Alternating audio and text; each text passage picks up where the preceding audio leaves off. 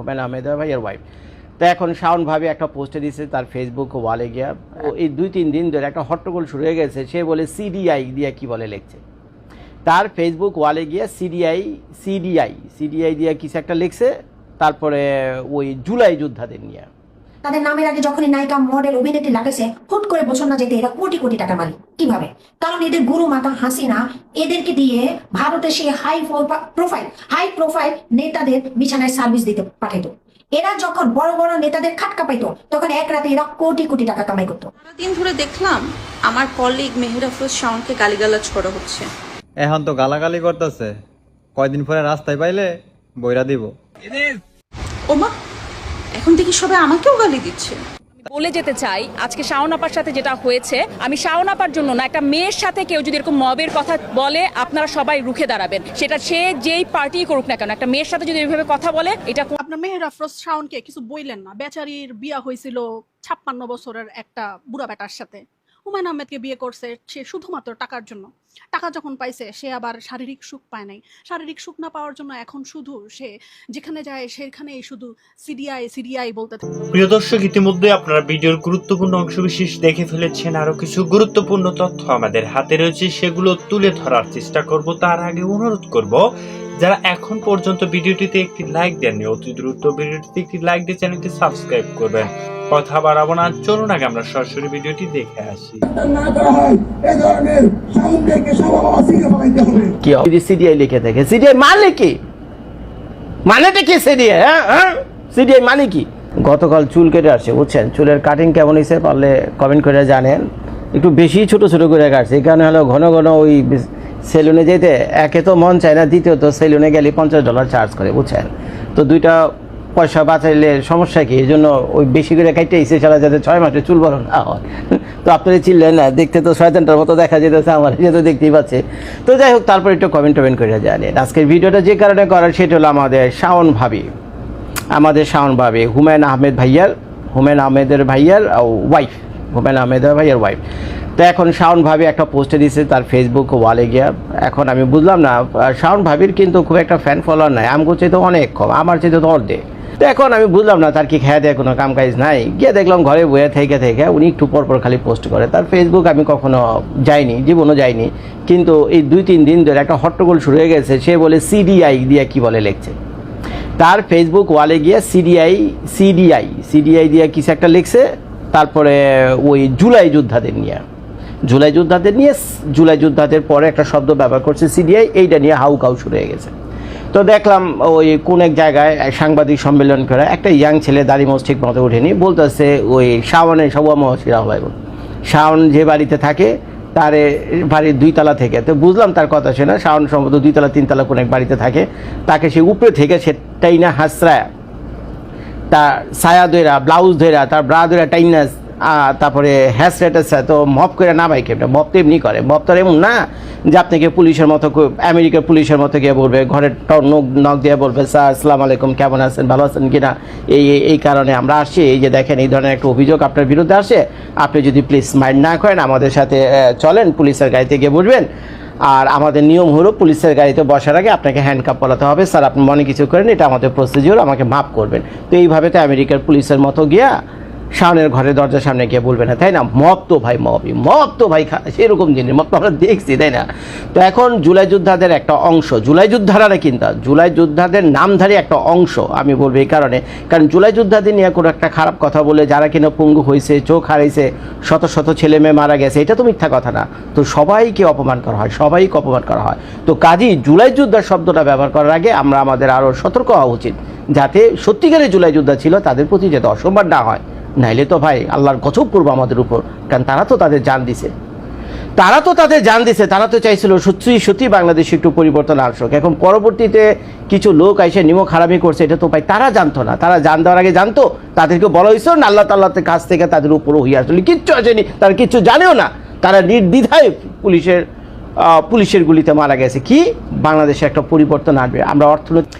তো এখন সেই জুলাই যোদ্ধাদের নিয়ে এই সিডিআই শব্দটা নানান জায়গায় লেখছে, বুঝছেন? আমি আপনাদেরকে দেখাই, তারপরে বলছি। এই যে দেখেন, এটা হলো মেহের আফরোজের শাওন। আমি তার ফেসবুক ওয়ালে কখনো যাইনি, আজকে আপনাদের এই চিলাচিলি দেখে ফেসবুকে ঢুকে দেখে মেহের আফরোজের সামনে সৌমচিরা হলে বলছেন এই স্লোগানে তো ফেসবুকে ঢুকে যেতেছেন আজকে সকালে। তো এর জন্য আমি গিয়ে দেখলাম যে ঘটনা কি, আমাদের ভাবি কি করছে গিয়ে একটু খুঁজে দেখি গিয়ে। দেখেন কি লিখছে, গত 1 বছরে প্রায়ই ফেসবুকে একটি শব্দ চোখে পড়ছে, জুলাই সিডিআই। আমার পরিচিত অনেকে লেখাতেই জুলাই সিডিআই শব্দটা দেখেছে, আবার অপরিচিত অনেকেই লিখেছেন জুলাই সিডিআই। প্রথম ভেবেছিলাম জুলাই সিডিআই কোন একটা ট্রেন্ড, শুধুমাত্র জুলাই মাসে হয়তো বা তারা জুলাই সিডিআই লেখে, কিন্তু একটি খেয়াল করে দেখলাম সারা বছরই ফেসবুকে বেশিরভাগ মানুষ লিখছে জুলাই সিডিআই। এইগুলো ভাই কাহিনী। তো এখন শাওন ভাবি জুলাই সিডিআই লিখছে, আমার মাথায় তো এটাই ঢুকে না ভাই, আমার মাথাতে এটাই ঢুকে না। তো জুলাই সিডিআই যদি লিখে থাকে তাহলে জুলাই যোদ্ধাদের পাশে আগুন লাগার কারণটা কি? মানে তথাকথিত সো কল্ড যে ফ্রিডম ফাইটার্স অফ জুলাই 4, তো ঠিক আছে, জুলাই 4-তে যে ফ্রিডম ফাইটার্সরা ছিল তাদের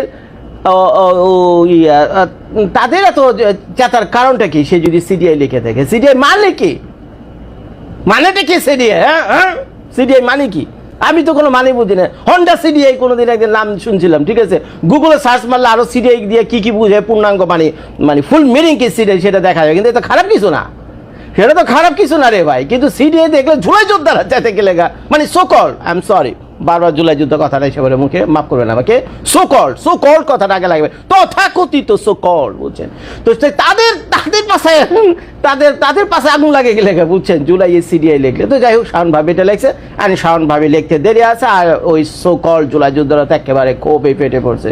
সাংবাদিক সম্মেলন কইরা শাওনের তো সব কি অবস্থা দেখাই আমি আপনাদেরকে, এই জিনিসটা দেখেন কি অবস্থা। এই যে এখান থেকে একটা টাইনা দিয়ে শোনেন কি বলেন। আচ্ছা দেখেন ভাই, আপনি পলিটিক্স করতে আসেন, পলিটিক্সের প বুঝেন না, ডেমোক্রেটিক শব্দ ডেমোক্রেটিকের ডি বুঝেন না, পলিটিক্সের প বুঝেন। একটা ডেমোক্রেটিক কান্ট্রিতে এক দল যদি আরেক দলকে বকা টকা দেয়, বুঝছেন, এই বকা দেওয়ার অপরাধে ডেমোক্রেটিক কান্ট্রিতে কাউকে অ্যারেস্ট করা হয় না। আরে মূর্খ, এটা ভালো করে বোঝ, দাড়ি মস্ত ঠিক মতো উঠেনি। আমরা আমাদের জায়গা থেকে 24 ঘন্টার আলটিমেটাম দিচ্ছি, সরকারকে 24 ঘন্টা আগে দিয়েছে। ওই জুলাই সিডিআই কেন লিখছে? যাবে মামলা করবি, তো কোর্ট বিচার করবে। ওই কে তারেক রহমান কি করবে? এটার পাগল কোথাকার। যদি তাদেরকে গ্রেফতার না করা হয়, এই ধরনের শাওনদেরকে সমাবাসীকে বানাইতে হবে। কি অবস্থা দেখছেন, শুনলেন তো নিজের মুখে।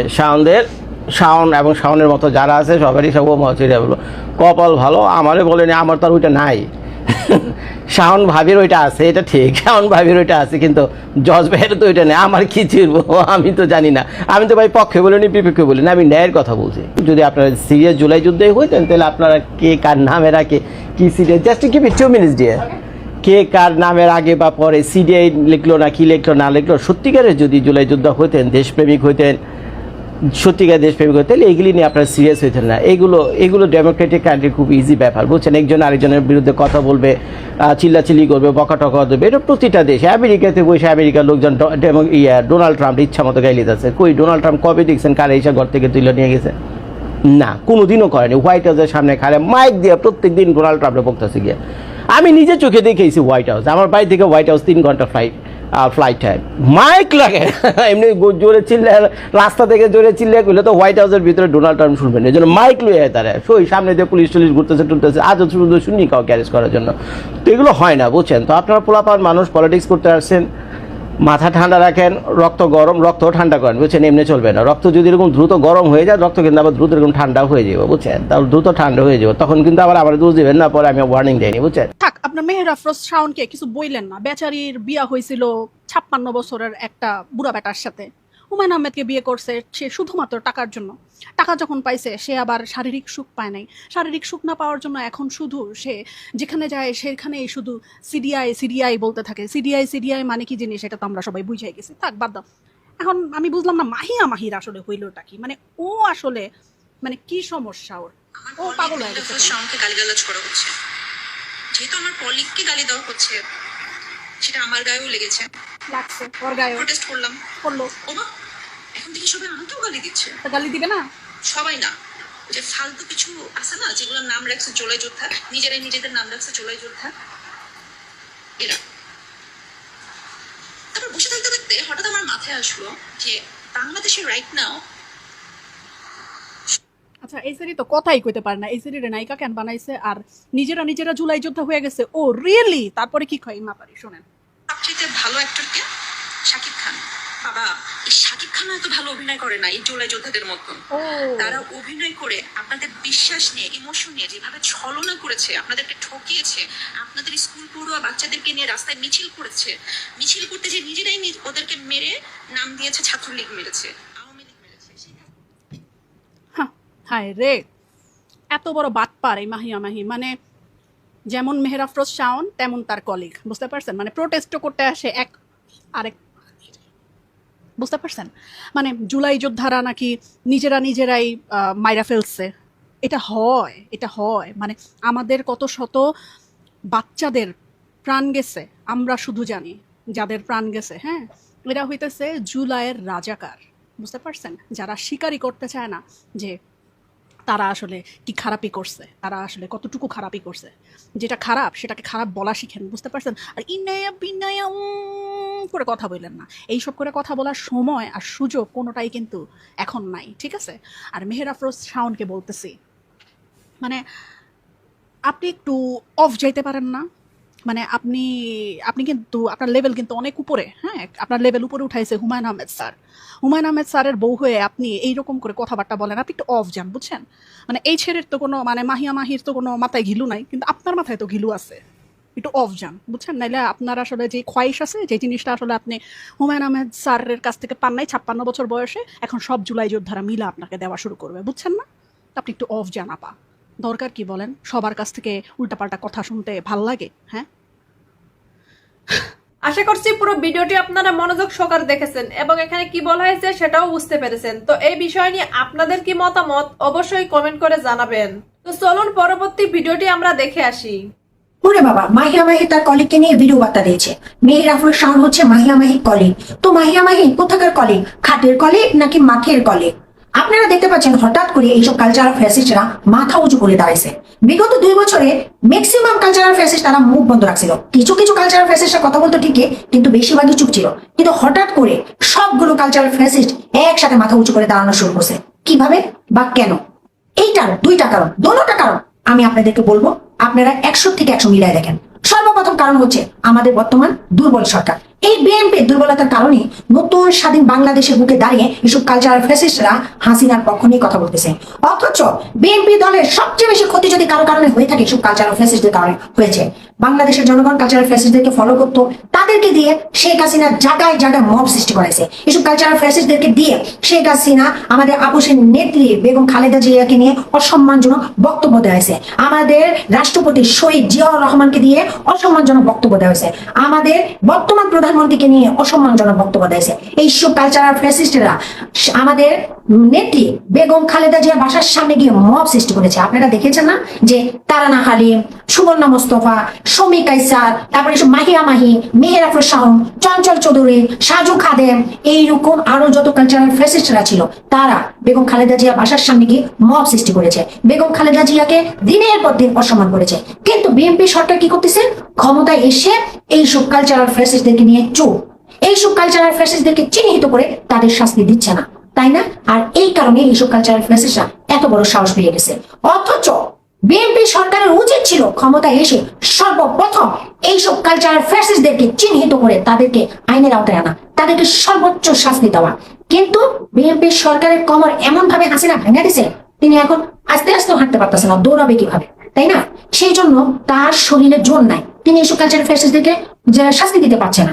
তো আমাদের সরকারের কাছে প্রশ্ন, 17 বছর লন্ডনে থেকে আপনি কি করছেন? নিজে ট্রিটমেন্ট করতে পারেননি? আপনার কোমরের হাড্ডি কি এখনো সোজা হয়নি?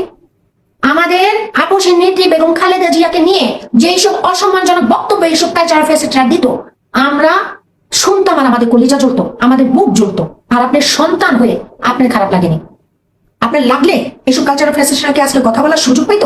সেই সুযোগই তো আপনার দেওয়া উচিত না, কারণ দেশের জনগণ এদের ক্ষেত্রে আপনার পক্ষে থাকবে, আপনি ভালো করে জানেন মাননীয় প্রধানমন্ত্রী। অথচ আপনি এদেরকে নজর আন্দাজ করতেছেন। মনে রাখবেন, এরা মাথা চড়া দিয়ে উঠছে না, সর্বপ্রথম এরা বিএনপি সরকারকে গিলে খাওয়ার চেষ্টা করবে, কারণ এরা ফ্যাসিস্ট হাসিনা সরকার চায়। আর সাধারণ জনগণের কথা চিন্তা করা ছাইড়া দেন। সাধারণ জনগণ খালি হাতে যুদ্ধ করা শিখে গেছে 2024-এ। তাই ইয়ানফসি বিএনপি সরকার আপনাদের করতে হবে, দ্রুততম এইসব কালচারাল ফ্যাসিস্টদের জন্য আপনাদেরকে কোনো পদক্ষেপ নিতে হবে, এদের জবাব বন্ধ করতে হবে। এই স্বাধীন বাংলাদেশে এদেরকে কথা বলতে দেওয়া উচিত না, বুঝছেন? আর দ্বিতীয় কারণটা আমি আপনাদেরকে বলি, দেখেন এইসব কালচারাল ফ্যাসিস্টরা শেখ হাসিনার আমলে এমন ভাবে শেখ হাসিনার পিছন সাইড চাপতো, এরা জীবনে এদের বাপ মারে অতটুকু চাচ্ছে কিনা আল্লাহ জানে। কেন জানেন? কারণ এদের মতো সকল নায়িকারা যারা মিডিয়া জগতে আসছে, যাদের নামের আগে চিত্রনায়িকা, মডেল, অভিনেত্রী লাগাইছে, কিন্তু এদের বছরে এরা 10টা মুভি করতো না। হ্যাঁ, বছরে এদের কোন রকম একটা মুভি হয়তো হয়েছে। তাদের পুরো লাইফে 20 বছর 30 বছর ক্যারিয়ার জীবনে তারা 20-25টা মুভি করছো কিনা সন্দেহ। অথচ আমরা দেখছি এরা তাদের নামের আগে যখনই নায়িকা, মডেল, অভিনেত্রী লাগাইছে, হুট করে বছর না যেতে এরা কোটি কোটি টাকা মালিক। কিভাবে? কারণ এদের গুরু মাতা হাসিনা এদেরকে দিয়ে ভারতে সেই হাই প্রোফাইল নেতাদের বিছানায় সার্ভিস দিতে পাঠাইতো। এরা যখন বড় বড় নেতাদের খাটকা পাইতো, তখন এক রাতে এরা কোটি কোটি টাকা কামাই করতো। শেখ হাসিনা এদের জন্য আলাদা ইনকামের রাস্তা খুলে দিয়েছে নিজের হাতে, কারণ শেখ হাসিনা এদের গুরু মাতা ছিল, বুঝছেন? তো এরা জানে যে ওরা যদি সারা জীবন ফিল্ম ইন্ডাস্ট্রিতে কাজ করে, মিডিয়াতে কাজ করে, ওরা যেভাবে হুট করে গাড়ি বাড়ির মালিক হয়ে গেছে, এটা তারা হইতে পারবে না। এদের আসল ব্যবসা হয়েছে সেই বড় বড় নেতাদের খাটকা পানো, যেখান থেকে তারা এক রাতে কোটি কোটি টাকা মালিক হয়ে যেত। তারা বাড়ির মালিক হয়ে গেছে, গাড়ির মালিক, ফ্ল্যাটের মালিক, দিনের পর দিন বিদেশ ভ্রমণ, এত টাকার মালিক। আর আমাদের দেশে এত পরিমাণে নাটক সিনেমা হয় না যে একটা মডেল বা নায়িকা বছর না ঘুরতে কোটি কোটি টাকার মালিক হবে, তাই না? এটা কিন্তু সত্য, এটা সবাই জানে। তো এদের গুরুমাতা এদেরকে সেই অপরচুনিটিটা দিছিল। এদের একটা ভালো মানের এক্সট্রা ইনকাম ছিল, যেটা এরা সিনেমা করে, নাটক করে, মডেলিং করেও পাইতো না। ওইখান থেকে তাদের ছোটখাটো একটা অ্যামাউন্ট আসতো, যেটা তাদের শ্বাসঘোষের পিছনেই চলে যেত, তাই না? যেমন ধরেন একটা নায়িকার কাজ করতে গেলে আমরা তো এখন শুনি নতুন অবস্থায় কাউরে ফ্রি নেয়, কাউরে 50,000, কাউরে 1 লাখ দেয়। তারপরে পুরান হয়ে গেলে অনেক বছর পার হওয়ার পরে তাও আবার একটু হিট মুভি দিতে পারলে তারপরে 10 লাখ 20 লাখ টাকা নায়িকার রেট ধরে নারা সিনেমার জন্য। সেইখানে এরা বছর না ঘুরেতে কোটি টাকা মালিক হয়ে গেছে। কিভাবে? এইভাবে হাই প্রোফাইল লোকদের বিছানায় গিয়ে সার্ভিস দিছে। আর এই সুযোগটা এদের গুরুমাতা হাসিনা করে দিছিল। আমি সব অভিনেত্রীদের বলছি না, অবশ্যই আমাদের দেশের সম্মানজনক শিল্পীরা আছে যারা অভিনয়টাকে শিল্প হিসেবে নিয়েছে, যারা সম্মানের সাথে কাজ করে নিজের জীবনে সম্মান অর্জন করছে। তাদের কাছে সম্মানটা ইম্পর্টেন্ট, টাকাটা না। তারা টাকা ইনকাম করার জন্য এই মিডিয়াতে আসে না, তারা সম্মান ইনকাম করার জন্য আসে। অবশ্যই সেই রকম অভিনেত্রী আছে, তাদের প্রতি আমাদের সম্মান, রেসপেক্ট আজীবন থাকবে। কিন্তু হাসিনা পা চাটা যেসব কালচারাল ফ্যাসিস্ট গোলামগুলো, তারা এইভাবেই টাকা ইনকাম করছে, বুঝছেন? মাহিয়া মাহির ভাতা টাকলা মুরাদ, তার ভয়েস রেকর্ডে তো আমরা স্পষ্ট বুঝতে পারছি। আবার এই মাহিয়া মাহি বাচ্চা জন্ম দেওয়ার সাথে সাথে জামাই সাইরা দিছে, কারণ তার বাচ্চা নাকি দেখতে টাকলা মুরাদের মতো। তো এইসব কি জনগণের সামনে আসছিল না? আসছে। তো এই যে মেয়ের আফরোজ শাওন বলেন, এই যে পিয়া জান্নাত বলেন, এই যে মাহিয়া মাহি বলেন, আরো যত কালচারাল ফ্যাসিস্ট আছে, এদের যে মোটা টাকা ইনকাম করার যে রাস্তাটা, সেটা বর্তমানে বন্ধ হয়ে গেছে। বিএনপির কোন নেতারা আর এদেরকে ডাকে না। তো এরা চিন্তা করলো 2 বছর তো চুপ আসিলাম, টাকা পয়সা তো কিছু নাই, যা আসিল জমা ওইটি খাইয়া শেষ করছি। হাসিনা আবার আমাদেরকে সার্ভিস দিতে সেই বড় বড় হাই প্রোফাইল নেতাদের বিছানায় পাঠাবে, আমরা ওইখানে খাটকা পাইয়া রাতের ভিতরে কোটি টাকা মালিক হয়ে যাবো। সেই কারণে এদের এত প্রচেষ্টা, সেই কারণে এদের জীবনে জুলাই নিয়ে এত জ্বালা, সেই কারণে এরা জুলাইকে সিডিআই করতে চায়, বুঝছেন? মিলাইয়া দেখেন আমার।